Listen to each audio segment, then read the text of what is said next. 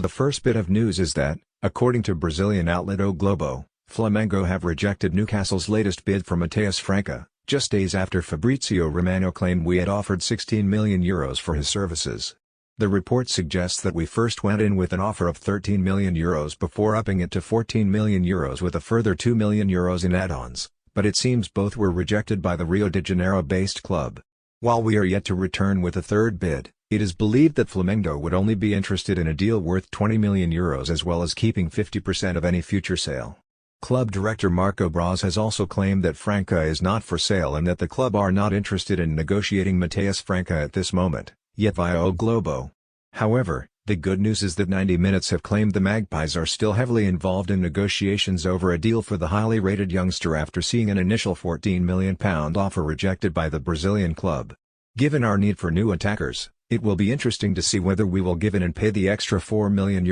or if we stand firm on our previous offer and prepare to look for an alternative option somewhere else. Then moving on, Newcastle United are preparing an opening offer for Everton ace Anthony Gordon, sources have confirmed to 90 Minutes, but Chelsea are also monitoring the situation. 90 Minutes revealed last week that Everton were ready to consider approaches for the 21-year-old forward, after failing to come to an agreement over an extension to his contract, which is set to run until 2025. Sources have told 90 Minutes that Newcastle have been doing their homework on Gordon and have been pleased with the reports that have come back on him. Magpies boss Eddie Howe has admitted he would like some Premier League experience coming into his squad this month, and Gordon does offer that with over 60 top-flight games under his belt. Everton need to bolster their finances this month in order to bring in other players, such as Villarreal's Arnaud Danjuma, and Gordon is one of those they can use to raise funds. Gordon was the subject of bids from Chelsea in the summer, and 90 Minutes understands that interest remains and the Blues are keeping abreast of developments with Newcastle,